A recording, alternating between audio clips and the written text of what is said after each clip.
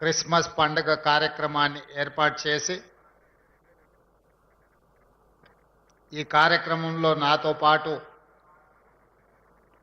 సహచార మంత్రివర్గ సభ్యులు మహమ్మద్ అజారుద్దీన్ గారిని, హైదరాబాద్ ఇన్ఛార్జ్ మినిస్టర్ పొన్నం ప్రభాకర్ గారిని, మిత్రులు పొంగులేటి శ్రీనివాస్ రెడ్డి గారిని, అడ్లూరు లక్ష్మణ్ గారిని, వాకిటి శ్రీహరి గారిని, తెలంగాణ గవర్నమెంట్ అడ్వైజర్ మొహమ్మద్ అలీ షబీర్ గారిని, హరకర వేణుగోపాలరావు గారిని, మిత్రులు వేం నరేందర్ రెడ్డి గారిని, దీపక్ జాన్, వేదిక మీద ఉన్న పెద్దలందరూ, వివిధ కార్పొరేషన్లకు సంబంధించిన చైర్మన్లు, ఉమ్మడి ఆంధ్రప్రదేశ్ డీజీపీగా సేవలు అందించిన ఐపీఎస్ ఆఫీసర్ స్వరణ్జిత్ సేన్ గారు, వివిధ జిల్లాల నుంచి విచ్చేసిన మా క్రిస్టియన్ సోదరులందరికీ తెలంగాణ రాష్ట్ర ప్రభుత్వం తరఫున క్రిస్మస్ శుభాకాంక్షలు తెలియజేస్తున్నా.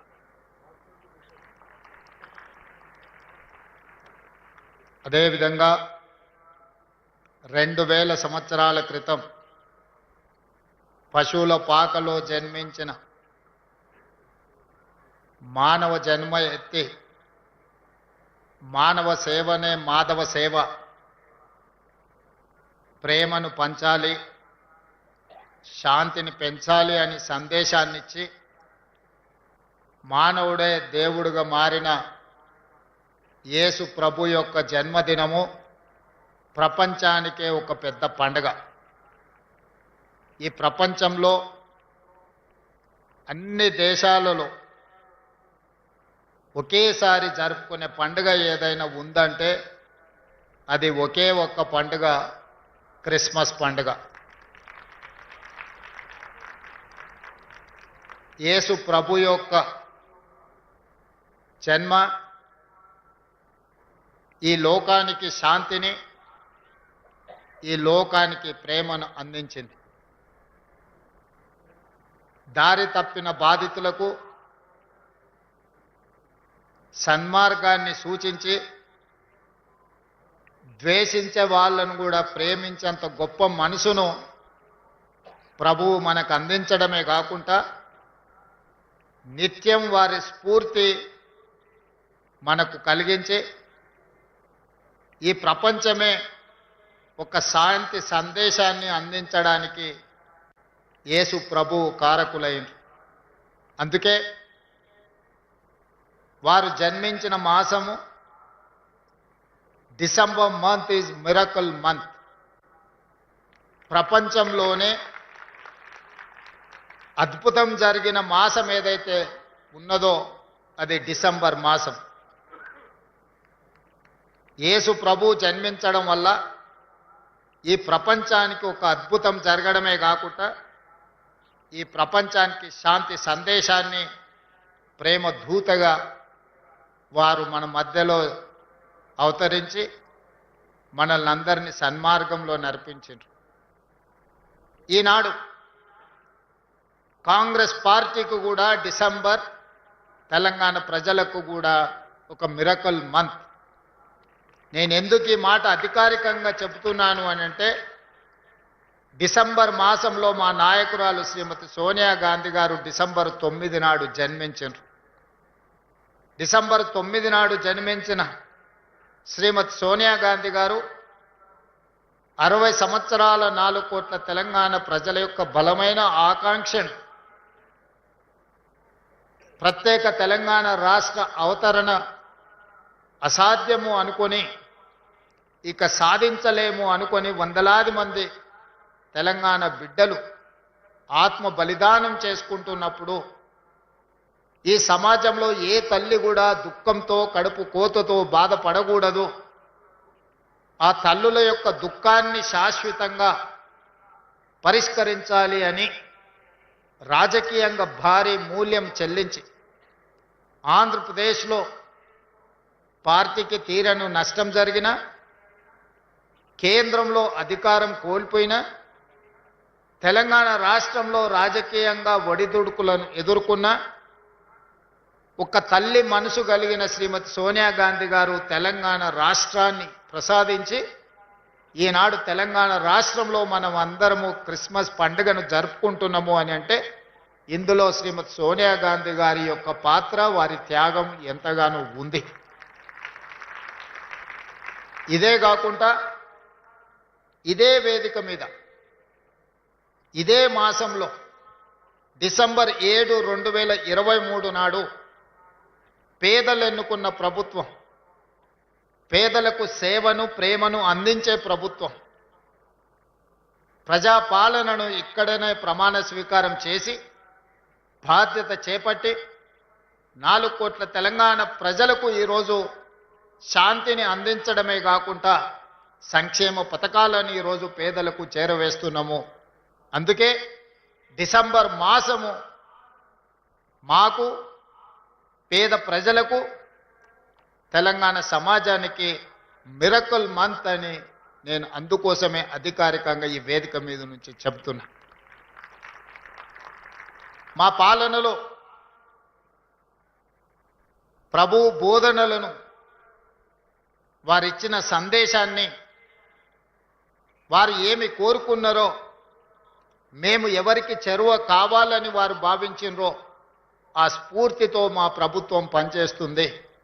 ఈ 2 సంవత్సరాలలో ఎంతమంది ఎన్ని రకాలుగా మమ్మల్ని తిట్టినా, మా మీద ఆరోపణలు చేసినా, ప్రజల మధ్యలో విద్వేషాలను రెచ్చగొట్టాలని ప్రయత్నం చేసినా శాంతిని కాపాడుతూనే సంక్షేమ పథకాలు అమలు చేస్తూ రాష్ట్రాన్ని అభివృద్ధి పదం వైపు నడిపించిన ఈనాడు తెలంగాణ రాష్ట్రంలో మహిళలకు ఉచిత బస్సు ప్రయాణం అందించి దాదాపుగా 8,500 కోట్ల రూపాయలు ఈ 2 సంవత్సరాలలో ఆడబిడ్డలకు ఉచిత ప్రయాణానికి ప్రభుత్వం ఖర్చు పెట్టింది.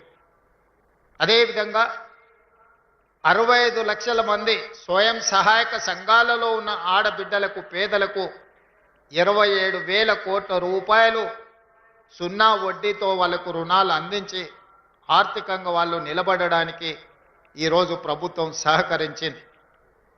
అదేవిధంగా పేదలకు నిలువ నీడ ఇవ్వాలి, పేదల యొక్క ఆత్మగౌరవం పెంచాలి అంటే సొంత ఇల్లు ఒక కల పేదవాడికి. అలాంటి పేదలకు ఇందిరమ్మ రాజ్యంలో 4,50,000 ఇండ్లు 22,500 కోట్లతోని ఈరోజు అమలు చేసి అత్యంత నిరుపేదలైన దళితులకు, క్రిస్టియన్లకు, ముస్లిం మైనారిటీలకు ఈరోజు మనము ఇల్లు ఇవ్వడం ద్వారా పేదవాళ్లను ప్రేమగా చూసుకోవాలి, వాళ్ళ గౌరవాన్ని పెంచాలన్న ఆలోచనతోని ఈరోజు మా ప్రభుత్వం పనిచేస్తుంది. గతంలో ఫుడ్ సెక్యూరిటీ, ఆహార భద్రత చట్టాన్ని పేదవాడికి అన్నం పెట్టాలి, పేదవాడిని ఆకలి తీర్చాలి అని ఆలోచన చేసి శ్రీమతి సోనియా గాంధీ గారు ఫుడ్ సెక్యూరిటీ యాక్ట్ తీసుకొచ్చారు. దాంతోని ప్రతి పేదవాడికి అది 5 కిలోల బియ్యం పంచే పంపిణీ కార్యక్రమం ఆనాడు సోనియా గాంధీ గారు మొదలుపెట్టిండ్రు. కానీ ఈనాడు పేదలు మెరుగైన జీవితం కోసం, తమ పిల్లల ఆరోగ్య భద్రత కోసం ఒక న్యూట్రిషన్ ఫుడ్ పిల్లలకు ఇవ్వాలన్న ఆలోచనతోటి 5 కిలోలను 6 కిలోలకు పెంచడమే కాకుండా దొడ్డు బియ్యం స్థానంలో ఈనాడు సన్న బియ్యము ఈరోజు ప్రతి పేదవాడికి తెలంగాణ రాష్ట్రంలో ఉన్న 3,10,00,000 మందికి ప్రతి నెల 6 కిలోల సన్న బియ్యం ఈరోజు పేదలకు అందిస్తున్నాము. ఈ సన్న బియ్యము వాళ్ళ సంటి పిల్లలకు తల్లిదండ్రులు సంతోషంగా ఈరోజు బుక్కెడు బువ్వ తినిపించగలుగుతున్నారు అని అంటే ఇది పేదల ప్రభుత్వం కాబట్టి పేదలను తమ కుటుంబ సభ్యులుగా భావించి ఈరోజు సన్న బియ్య కార్యక్రమాన్ని మనం తీసుకొచ్చినాం. అదేవిధంగా పండించిన పంటకు గిట్టుబాటు ధరనే కాకుండా 500 రూపాయల బోనస్ ఇవ్వడమే కాకుండా గ్రామీణ ప్రాంతాలలో వ్యవసాయానికి ఉచిత విద్యుత్తుతో పాటు పట్టణ ప్రాంతాలలో గ్రామీణ ప్రాంతాలలో ఉన్న పేదలకు 200 యూనిట్లు ఉచిత విద్యుత్తును అందించడం ద్వారా ప్రతి పేదవాడి ఇంటిలో వెలుగులు నింపాలి, వాళ్ళ కళ్ళల్లో ఆనందం చూడాలి అని ఈనాడు మన ప్రభుత్వం సంక్షేమ పథకాన్ని అమలు చేస్తే 50 లక్షల కుటుంబాలలో ఈరోజు ఉచిత విద్యుత్తు గృహాలలో ఈరోజు ఇవ్వగలుగుతున్నాం.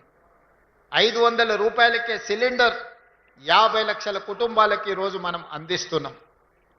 వ్యవసాయం చేసుకునే పేద రైతులకు 25,35,000 కుటుంబాలకు 21,000 కోట్ల రూపాయల రైతు రుణమాఫీ అమలు జరిగింది. రైతు భరోసా పథకం 9 రోజుల్లోనే 9,000 కోట్లు మన ప్రభుత్వం వచ్చినాక దాదాపుగా మనము 27,000 కోట్ల రూపాయలు ఈ పథకం ద్వారా అందించడం జరిగింది. మొత్తానికి వ్యవసాయానికి ఈ 2 సంవత్సరాలలో 1,04,000 కోట్ల రూపాయలు ఈరోజు రైతుల సంక్షేమం కోసం వ్యవసాయం దండగా అనుకునే కాడి నుంచి వ్యవసాయం అంటే పండుగ, రైతును రాజును చెయ్యాలని ఈరోజు వ్యవసాయం మీద ప్రత్యేకమైన దృష్టి పెట్టినాం. ఇవన్నీ ఒక ఎత్తైతే ఈనాడు ఒక అంశాన్ని మనం ప్రస్తావించుకోవాలి. వేదిక మీద చాలామంది పెద్దలు ఉన్నారు, ఎడ్యుకేషనల్ ఇన్స్టిట్యూట్స్ నడిపేవాళ్ళు. మొట్టమొదటి ప్రధానమంత్రి పండిత్ జవహర్లాల్ నెహ్రూ గారు ఈ దేశంలో ఉన్న నిరక్షరాస్యతను పారద్రోలడానికి, సమాజంలో మనం ఎదగాలంటే విద్య చాలా ముఖ్యం, ఆకలి తీర్చాలి అనంటే ఇరిగేషన్ చాలా ముఖ్యం. అందుకే ఆనాడు పండిత్ జవహర్లాల్ నెహ్రూ గారు education and irrigation is my policy అని ఆనాడు ఎడ్యుకేషన్ ఇరిగేషన్ని ప్రాధాన్యత క్రమంలో తీసుకున్నాడు. ఇదే కాకుండా ఆనాడు మనిషి యొక్క జీవన ప్రమాణం పండిత్ జవహర్లాల్ నెహ్రూ గారు ప్రధానమంత్రిగా చేపట్టినప్పుడు 32 సంవత్సరాలు. ఒక మనిషి యొక్క జీవన ప్రమాణము దేశ స్వతంత్రం వచ్చినప్పుడు 32 సంవత్సరాలు మాత్రమే. ఇది చాలా ఆశ్చర్యకరమైన సమాచారం. అందుకే వైద్యం అనేది అత్యంత కీలకం. ఈ దేశంలో ప్రభుత్వం వైద్యానికి ఎంతో ప్రాధాన్యత ఇచ్చింది, విద్యకి ఎంతో ప్రాధాన్యత ఇచ్చింది. కానీ ప్రభుత్వము ఈ కోట్లాది ప్రజలకు విద్యను వైద్యాన్ని అందుబాటులోకి తీసుకురాలేకపోయింది. ప్రభుత్వంతో పోటీపడి క్రిస్టియన్ మిషనరీసు ఒక వార్ లాగా ఒక యుద్ధం చేస్తే ఎంత గొప్పగా యుద్ధంలో గెలవడానికి ప్రయత్నం చేస్తామో, క్రిస్టియన్ మిషనరీసు ఎడ్యుకేషన్ అండ్ హెల్త్ని ప్రాధాన్యత తీసుకొని విద్యను వైద్యాన్ని ప్రభుత్వంతో సమానంగా ఈ దేశంలో పేదలకు అందించారు. కాబట్టే ఈ దేశంలో నిరక్షరాస్యతను నిర్మూలించి ప్రపంచానికి మేధస్సును అందించే సైంటిస్టులను, ఇంజనీర్లను ఈరోజు మనము ఉత్పత్తి చేయగలుగుతున్నాము. ఈనాటి జీవన ప్రమాణం ఈ మధ్యకాలంలో లెక్కలు బయటకు వచ్చినాయి. 72 సంవత్సరాలు మనిషి యొక్క జీవన ప్రమాణము సరాసరి ఈరోజు 72 సంవత్సరాలు.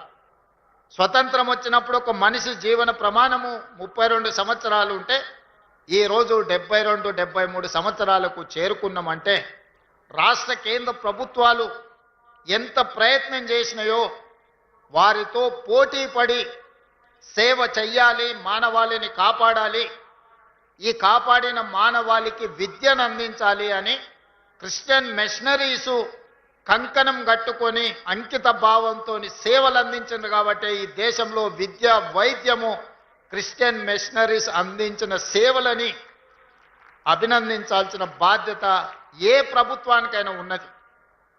కొన్ని ప్రాంతాలలో ప్రభుత్వం కూడా చేరుకోలేని ప్రాంతాలలో ఈ మిషనరీస్ చేరుకొని అత్యంత నిరుపేదలకు విద్యను వైద్యాన్ని అందుబాటులోకి తీసుకొచ్చి వాళ్ళ ప్రాణాలను కాపాడడమే కాకుండా వాళ్ళ ఆత్మ గౌరవాన్ని పెంచే విధంగా పనిచేసింది. అందుకే ఈనాడు రాష్ట్ర ప్రభుత్వం ఎవరి మతాన్ని వాళ్ళు ఆచరించుకుంటూనే ఇతర మతాలను గౌరవించే విధంగా ఈరోజు పరిపాలనను కొనసాగిస్తున్నాం. నాకు నచ్చిన మతాన్ని నేను ఆచరించవచ్చు, అదే సమయంలో ఇతర మతాలను గౌరవించే వాతావరణాన్ని రాష్ట్రంలో తీసుకొచ్చినాం. మత ప్రాతిపదికన ఎవరైనా దాడులు చేయాలన్న ఆలోచన చేసినా, అనుకోని చెదురుమదర సంఘటనలు ఏవైనా జరిగినా ప్రభుత్వం కఠినంగా అణిచివేసింది.